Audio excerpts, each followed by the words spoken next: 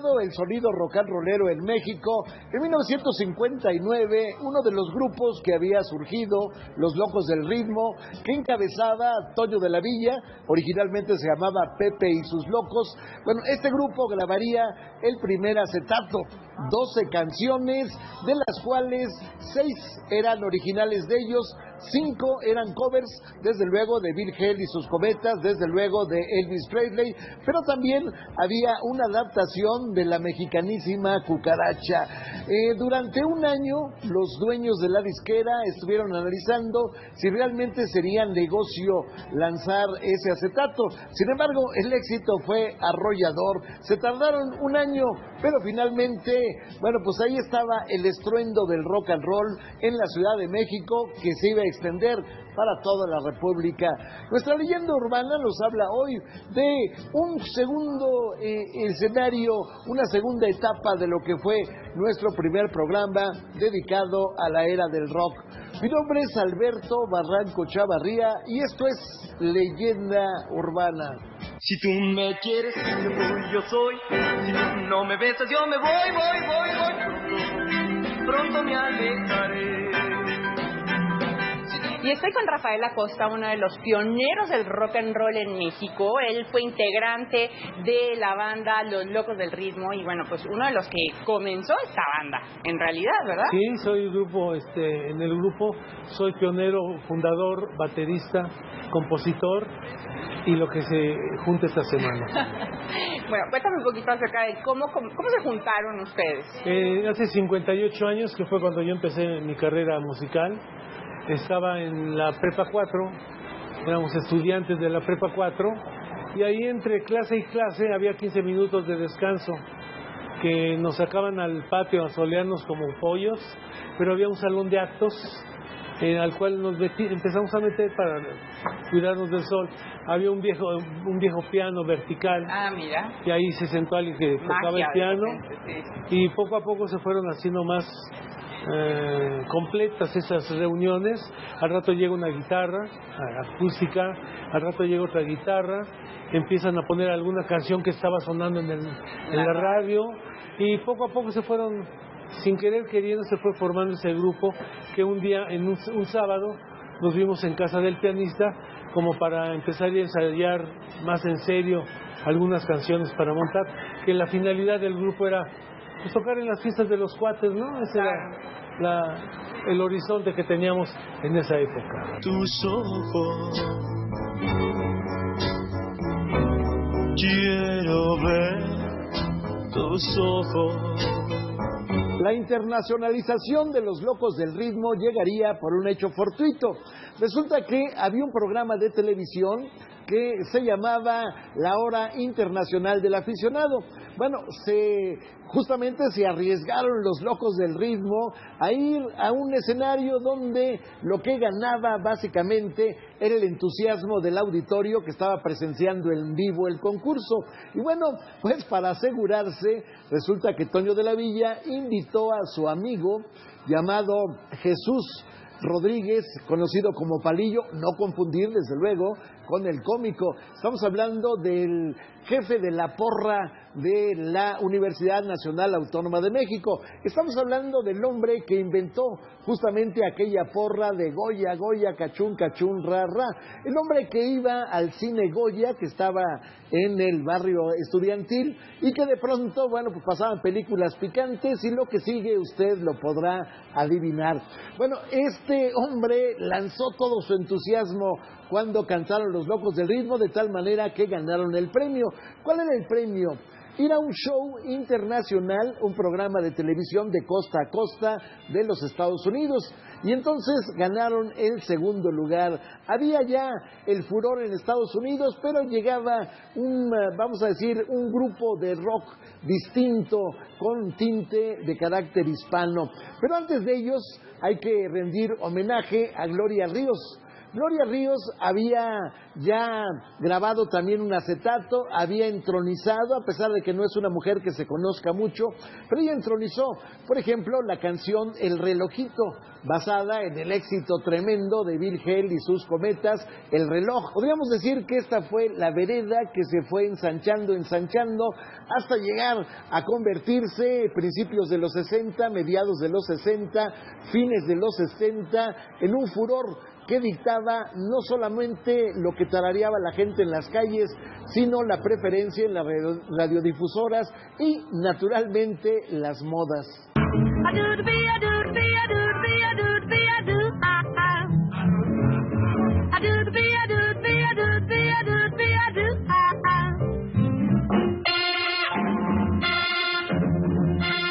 Yo tenía 16 años cuando comencé a tocar.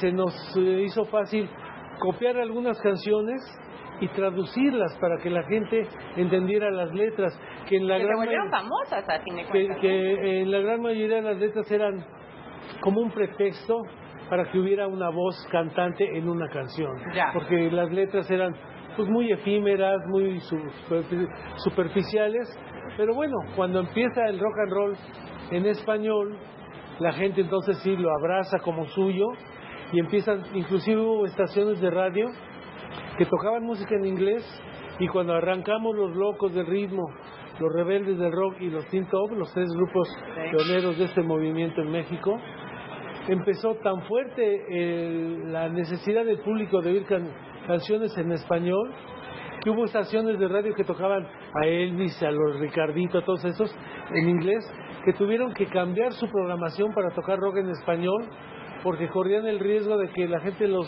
dejara de oír y se iba a buscar una estación que tocara rock en español que lo entendían.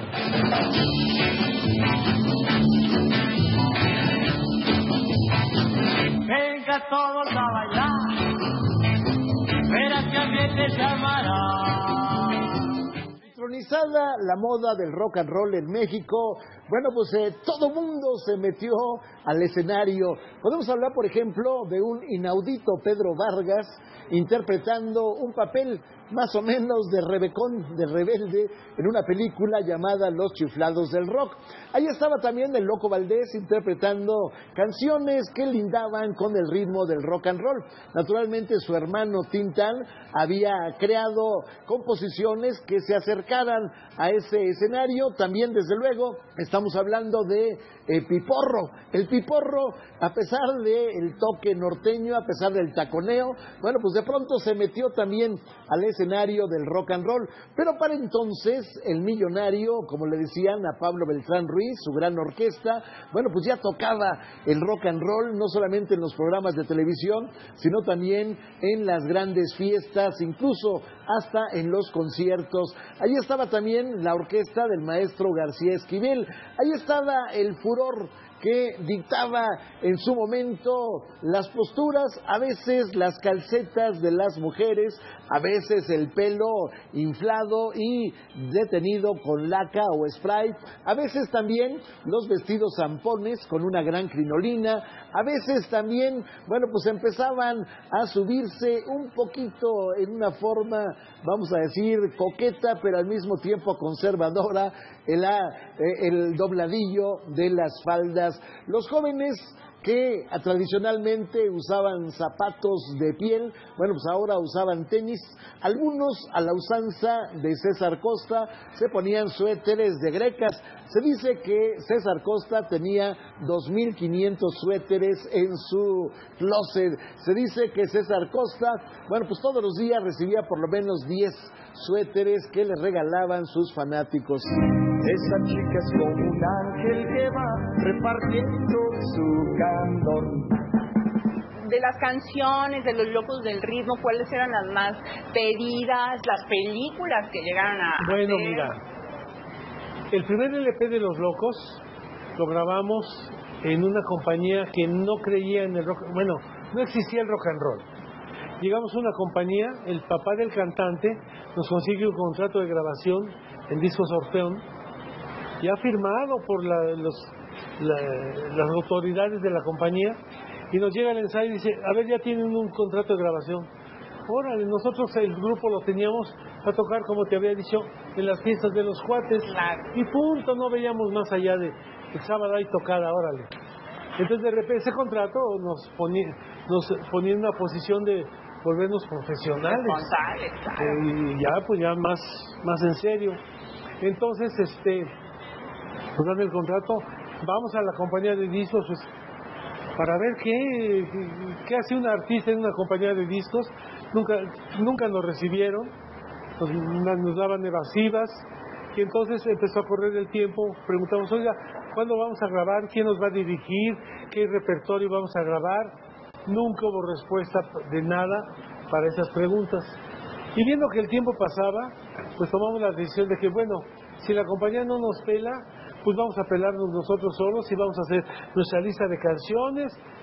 Entonces eso hicimos. Y finalmente, 8 meses después de que firmamos el contrato, nos hablan a grabación. Nos dan una noche para grabar un LP.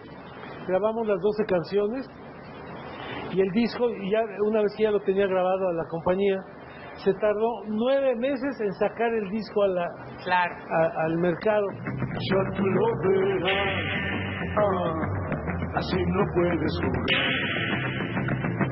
Comprenderás entonces lo inmenso que era mi amor.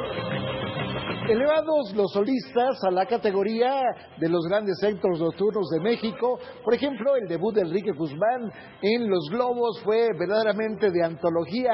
Bueno, naturalmente el cine aprovecharía la popularidad de estas personas y se harían películas, yo diría que de chile, de dulce y de manteca. Y de pronto, bueno, pues viene aquella película inolvidable de Los Caifanes, en donde los jóvenes, independientemente de la música, bueno, pues se desplazan por la ciudad haciendo una serie de tropelías, entre otras, poniéndole un sostén a la Diana Cazadora. Ahí está también Julissa, la estrella de Los Caifanes, en otra película que se llama Amor Libre, donde, bueno, pues se inicia quizás el destape del cine mexicano. Ahí estaba también películas como Sor Yeye, ahí estaban películas de melodrama, en donde aparece un Enrique Guzmán con Libertad Lamarque. Ahí estaba también, por ejemplo, una película llamada La Princesa Hippie, donde aparecen las dos hermanas gemelas, Pili y Mili, venidas de España, que hacen un papel de un remedo de lo que es la novela El Príncipe y el Mendigo. Ya se imaginará usted el tono, pues, en que se realiza esto. Ahí está también, desde luego, películas en donde, pues, lo básico es escuchar la música. Por ejemplo, al ritmo del twist, cuando los propios Locos del Ritmo ya habían grabado una versión en twist de su adaptación de La Cucaracha. Ahí estaba también, desde luego, aquella película inolvidable también, aunque pareciera no empatar, entre Luis Aguilar, Pedro Vargas, haciendo Los Chiflados del Rock. Pero ahí aparecen los grupos, la presencia de los grupos es fundamental. Los Duk Duks, los Rebeldes del Rock, los Hooligans, todos ellos en alguna forma integran el sentido de la película, lo que le da la vigencia al rock and roll.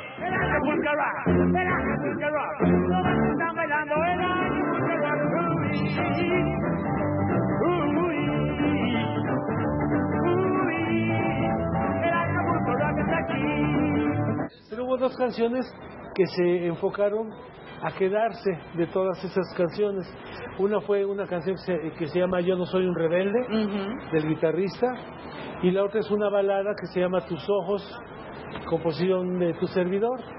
Y se fueron quedando, y la de Tus ojos pues se fue quedando, y con el tiempo se volvió, en la Sociedad de Autores y Compositores, se volvió joya musical. Me dieron mi trofeo y mi diploma y mi foto ahí, y bueno, a partir de ese primer LP ya se abrieron las puertas. 8 meses. Ahora sí nos llaman, tenemos que grabar el segundo disco, vengan muchachos, ahora sí, todo el mundo, ya después que tuvimos que abrir la brecha del primer LP solos, y como pegó y se vendió, no sé, muy bien, ya para el segundo ya ahora sí ya teníamos compañía de discos. Muy bien, pues qué bueno, pues muchísimas gracias, Rafael, por estar con nosotros aquí en Leyenda Urbana, compartir con nosotros esos inicios del rock and roll aquí en México. Claro, no, yo te agradezco la oportunidad, te mando un saludo a todo el auditorio, y si tú me permites, quisiera hacer una recomendación a todos. A ver. Por favor, no dejen que el rock and roll salga de su corazón nunca. Rafael Acosta, Los Locos del Ritmo, hasta siempre. Gracias, linda. Gracias, seguimos. Nos disponemos en hablar una sesión, la chamaca anda bien y que nos den un buen jalón, con los discos de rebelde armaremos vacilón. Que se suelten las melenas, me gana abajo los topetes, hay que se quiten las corbatas.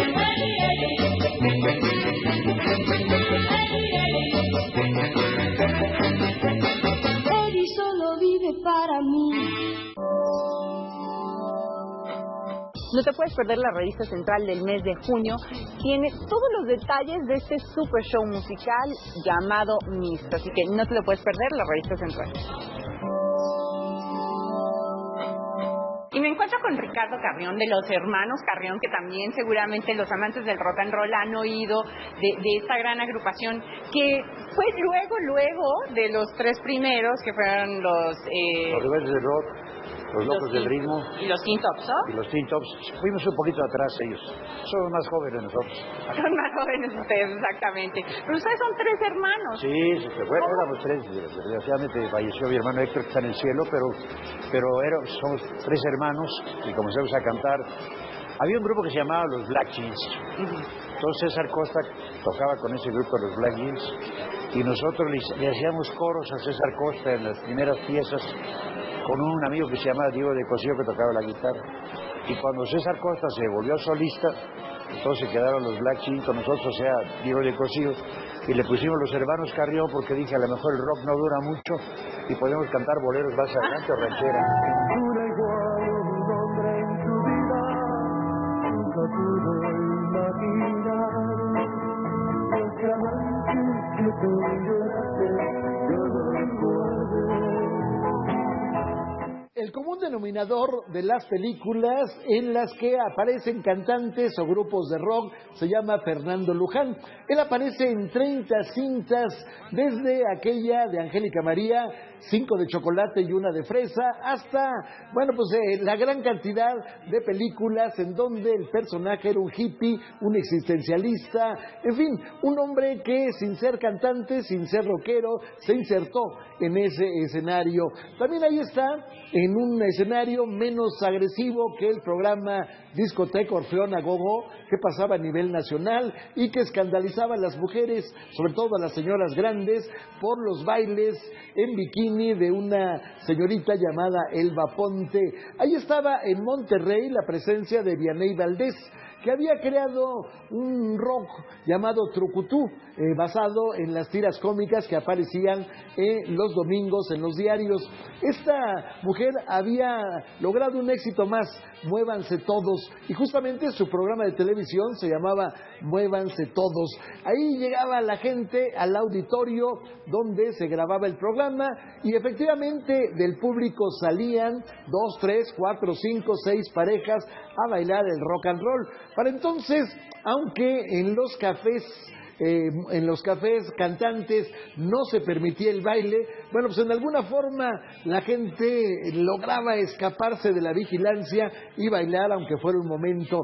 Había cafés o neverías donde había un pequeño espacio donde la gente podría bailar. Era espectacular el baile del rock and roll, era espectacular los giros que daban las parejas y lamentablemente estos bailables no llegarían al escenario de los salones de baile de la Ciudad de México.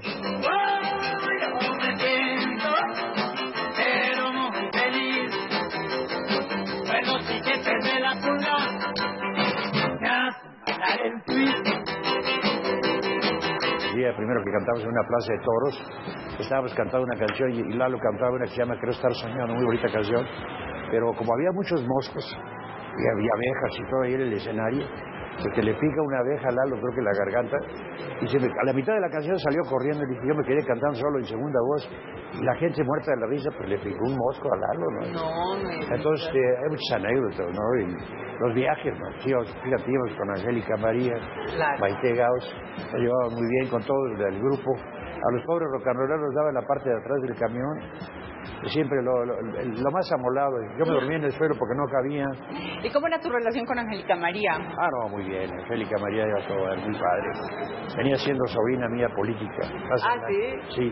Sí, muy buena gente, Angélica, ¿no? Y una gente padrísima. Con rosas rojas yo demostraré mi amor, el dulce amor feliz nació. La era del rock and roll abarca una serie de estilos, una serie de costumbres, una serie de escenarios de la moda. Podemos hablar desde aquellos jóvenes que se internaban en la sierra de Huautla, Oaxaca, para buscar los hongos de María Sabina, hasta aquellos jóvenes que, llegaban a los cafés, algunos llamados cantantes, otros llamados existencialistas, con su libro en el brazo para reflexionar sobre los grandes problemas mundiales, a veces simplemente para escuchar la música de, como decían en aquel entonces, de manita sudada. A veces también, pues llegarían las modas que estrechaban o agrandaban las faldas. Por ejemplo, las mujeres que se conocía como hippies o hippitecas y que habían realizado un cónclave con sus compañeros en el Parque Hundido, que fue reprimido por la policía, usaban faldones básicamente tomados de las etnias, así las huicholas, así las totonacas, así pues las que viven en el norte de la República. Ahí estaba también, desde luego, la falda que subía hasta llegar al escenario de lo que se llamaba la mini y después la microfalda. Ahí estaba también, desde luego, el peinado alto, un peinado que parecía que estaban haciendo un pastel de varios pisos, y finalmente todo ello se fijaba con laca.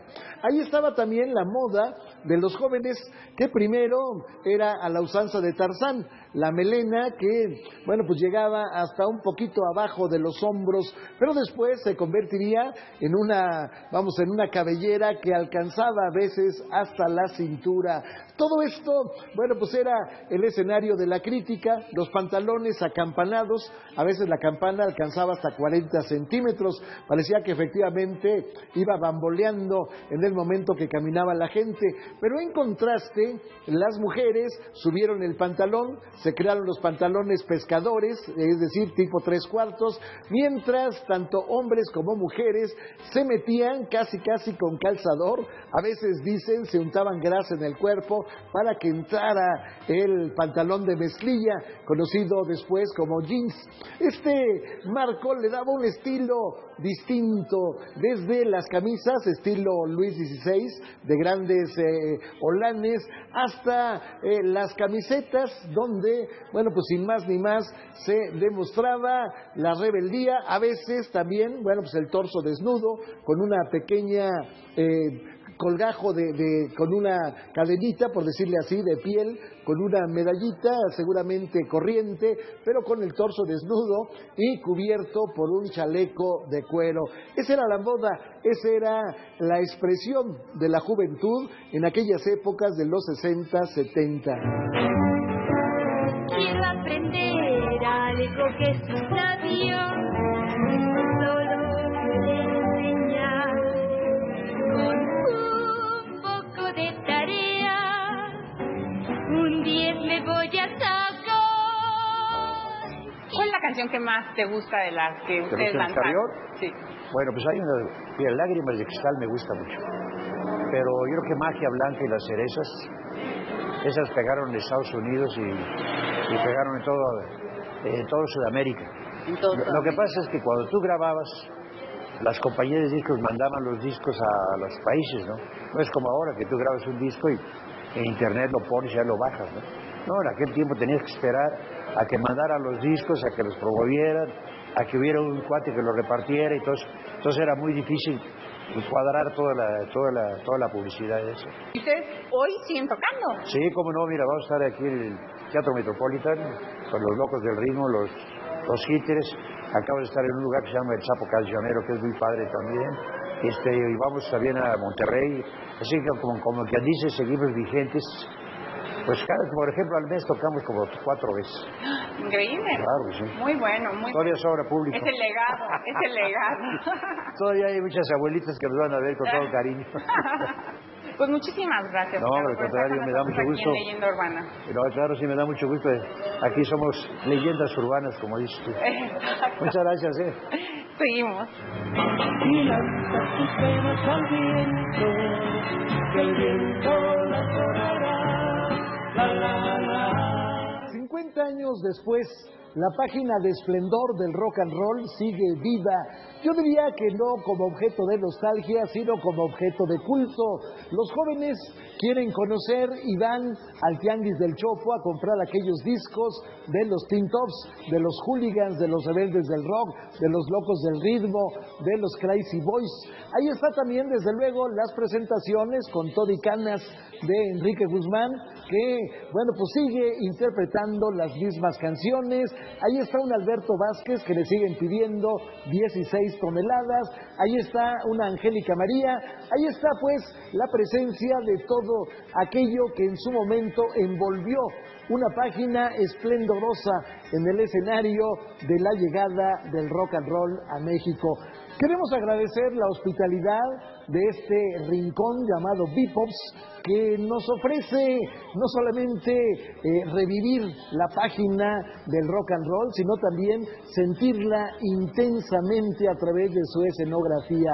Gracias por haber estado con nosotros en esta leyenda urbana. Lo espero el próximo sábado aquí, naturalmente en Canal 40, Proyecto 40, 21 a 30 horas. Mi nombre es Alberto Barranco Chavarría y le deseo la mejor de las noches. Cuando estamos caminando, es la